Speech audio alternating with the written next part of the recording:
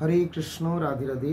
জয় পরমারাধ্য শ্রী গুরুপাদ পদ্ম কি জয়। সুপ্রিয় ভক্তবৃন্দ, দর্শক বন্ধু, আজকের আলোচনার প্রারম্ভে সর্বাগ্রামে আমার নিত্য জীবনদাতা পরমারাধ্য শ্রী গুরুপাদ পদ্মে অসংখ্য প্রণতি নিবেদন করি এবং তৎপরে সকল সাধু সন্ত গুরু বৈষ্ণব শ্রীচরণে প্রণতি জ্ঞাপন করে আপনাদের সকলকে আমি আমার আন্তরিক প্রীতি শুভেচ্ছা এবং পূজ্য পাদ পদ্মে সশ্রদ্ধ প্রণতি জানিয়ে আজকের আলোচনা শুরু করছি।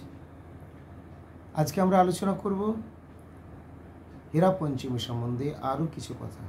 আগামীকাল হলো হেরা পঞ্চমী। আগামীকাল বৃহস্পতিবার 11ই জুলাই হেরা পঞ্চমী। এই হেরা পঞ্চমী ব্রত বা তিথিটি আমরা কিভাবে পালন করব, হেরা পঞ্চমী কেন বলা হয়, হেরা পঞ্চমী মহাপ্রভু কিভাবে পালন করেছেন বা এই সম্বন্ধে মহাপ্রভু কি জানিয়েছেন, সেই সমস্ত কথা আমরা যৎকিঞ্চিৎ স্বল্প সময়ে আলোচনা করার প্রচেষ্টা করব। ইতপূর্বে আমরা আলোচনা করেছিলাম বা বিগত পোস্টে আপনারা শ্রবণ করেছেন যে হেরা পঞ্চমী বলতে, হেরা শব্দের অর্থ, হেরা অর্থে দেখা, তাই দেখব বা দেখবেন অর্থাৎ লক্ষ্মী দেবী দেখবেন, দর্শন করবেন এই পঞ্চম দিনে। রথের পঞ্চম দিনে লক্ষ্মী দেবী শুভ বিজয় করেছিলেন জগন্নাথ দেবীর উদ্দেশ্যে। কেন না, জগন্নাথ দেবী রথারূঢ় হয়ে যাত্রা করেছেন। রথারূঢ় হয়ে যাত্রা করেছেন তিনি, অর্থাৎ শ্রী জগন্নাথ দেব যেখানে মূল মন্দিরে বিরাজ করেন সেটিকে বলা হয় নীলাচল, আর সেখান থেকে যেখানে তিনি যাত্রা করছেন রথারূঢ় হয়ে এটিকে বলা হয় সুন্দরাচল। অর্থাৎ এই নীলাচল হলো প্রভুর দ্বারকা লীলা, আর সুন্দরাচল হলো বৃন্দাবন লীলা। ইতপূর্বে আপনারা শ্রবণ করেছেন যে প্রভু দ্বারকা লীলা করছেন, কিন্তু একদিনের জন্য, বছরে একবারের জন্যে তিনি বৃন্দাবনে যাওয়ার তার প্রবল আরতি বা উৎকণ্ঠা হয়েছে, এই জন্য তিনি একটি উপায় বের করে নিয়েছেন। ইতিপূর্বে তিনি অসুস্থতা বা জ্বরের লীলা করেছেন এবং জ্বরের থেকে তিনি এখন কিছুটা সুস্থতা মনে করছেন এবং আরও বেশি সুস্থ হতে চাচ্ছেন। তিনি বৃন্দাবন থেকে ফিরে এসেন, তাই লক্ষ্মী দেবীর কাছে বৃন্দাবন যাওয়ার অনুমতি নিয়েছেন। লক্ষ্মী দেবী প্রথমে অনুমতি দিতে হয়তো সেইভাবে না চাইলেও এখন তার প্রাণনাথ প্রাণপ্রভুর আরোগ্যতার জন্য, সুস্থতার জন্য সেদিকে দৃষ্টি রেখে তিনি অনুমতি দিতে বাধ্য হয়েছেন, বা প্রভু যে যাত্রা করবেন বৃন্দাবনের উদ্দেশ্যে সেটি তিনি মেনে নিয়েছেন। যদিও সবসময় সেটা লক্ষ্মী দেবীর পক্ষে মেনে নেওয়া খুবই কঠিন, কেননা বৃন্দাবনের গোপীদের সাথে কৃষ্ণের এক লীলা, কৃষ্ণই জগন্নাথ, এবং সেই জগন্নাথ প্রভুর এখানে আরেক লীলা, অর্থাৎ দ্বারকাতে কৃষ্ণের আরেক লীলা।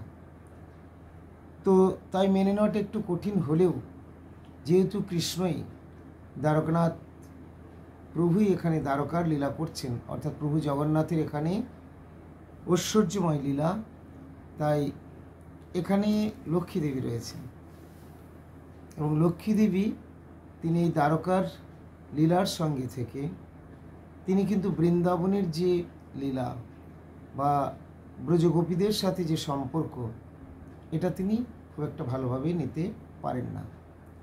অর্থাৎ একটা হচ্ছে ঐশ্বর্যময়, আরেকটা হচ্ছে মাধুর্যময়। তো যেখানে শুধু ঐশ্বর্যের লেশ নেই, বৃন্দাবনে পুরো মাধুর্যে ভরপুর। তো সেই বৃন্দাবনের লীলাটা ঠিকমতো লক্ষ্মী দেবী ঠিকমতো সেটা গ্রহণ করতে পারেন না। এই জন্য লক্ষ্মী দেবীর বৃন্দাবনে প্রবেশ অধিকারই হয় না সহজে। তো যাই হোক, ভগবান এখানে জগন্নাথ দেব এক বুদ্ধি বের করেছেন। তিনি কি না, লক্ষ্মী দেবীর অনুমতি চেয়েছেন, যদি আমাকে তুমি অনুমতি দাও তাহলে আমি একটু বাইরে থেকে ঘুরে আসলে আরও সুস্থ হই, এবং সেই বাইরে যাওয়াটা হচ্ছে আমার বৃন্দাবনে যাওয়া। তো লক্ষ্মী দেবী মেনে নিয়েছিলেন, যদিও অত সহজেই মেনে নেননি, কিন্তু মেনে নিয়েছিলেন যে ঠিক আছে, তুমি তাহলে তাড়াতাড়ি ফিরে আসবে, সাথে যেন দাও ভাইয়া যায় বলদেবজি, এবং তার সাথে আবার সুভদ্রা দেবীকেও প্রেরণ করেছিলেন। যাই হোক, এই বলদেব, সুভদ্রা দেবী এবং জগন্নাথ দেব রথারূঢ় হয়ে যাত্রা শুরু করলেন, অর্থাৎ এই দ্বারকা থেকে বা নীলাচল থেকে সুন্দরাচল বা বৃন্দাবনে, গুন্ডিচা মন্দিরে।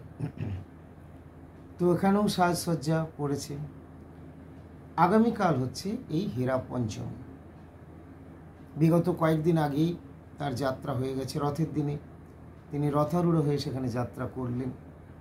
লক্ষ্মীদেবী অনুমতি দিয়েছিলেন, লক্ষ্মীদেবীর অনুমতি নিয়ে যাত্রা করেছেন এবং লক্ষ্মীদেবী বলেছিলেন আমি শীঘ্রই ফিরে আসছি। কিন্তু লক্ষ্মীদেবী দেখলেন এখনও তো প্রভু ফিরে আসলো না।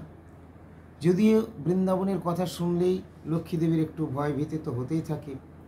গোপীদের প্রেম প্রীতি, ব্রজবাসীদের ভক্তি ভালোবাসার কথা জেনে আমার প্রাণনাথকে না জানি কীভাবে কেড়ে নেয় তারা ইত্যাদি, এই ভয়ে লক্ষ্মীদেবী সহজে অনুমতি দিতে চান না।